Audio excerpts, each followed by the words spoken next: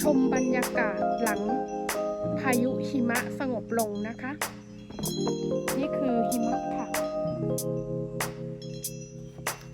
วันนี้เป็นวันที่8ที่เราได้ถ่ายภาพนี้นะคะพายุเข้าตั้งแต่วันที่7ช่วงบ่ายของเมื่อวานนี้นะคะ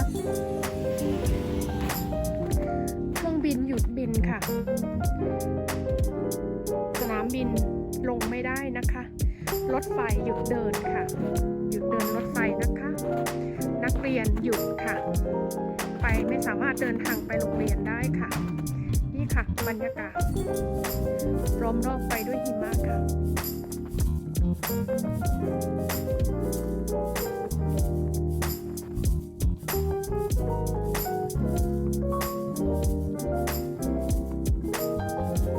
แม้แต่หลังคาจอดรถนะคะหลังคาบ้านค่ะ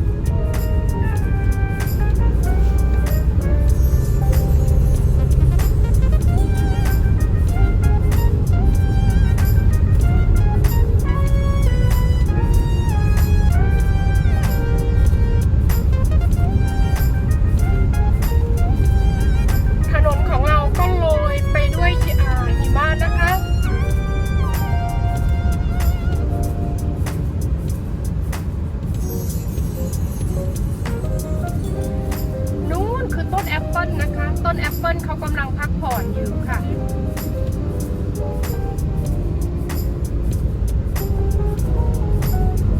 เดี๋ยวพอหิมะหมดแล้วเขาก็จะตื่นนอนผลิใบผลิดอกผลออกมาเนาะค่ะเนาะต้นแอปเปิล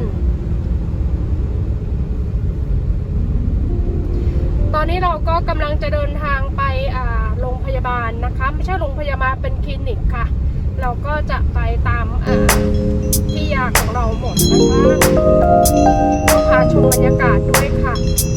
วันนี้ก็เป็นวันที่8 เดือน 1นะคะที่เราถ่าย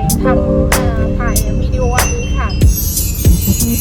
ตั้งแต่เมื่อวานนี้คือวันที่7ตอนบ่ายก็คือพายุหิมะเข้ามาค่ะเครื่องบินก็ต้องหยุดบินค่ะไม่สามารถลงจอดได้นะคะแล้วก็รถไฟก็ไม่เดินทางแล้วค่ะนักเรียนก็คือต้องหยุดค่ะเราก็จะพาชมบรรยากาศไปด้วยกันนะคะ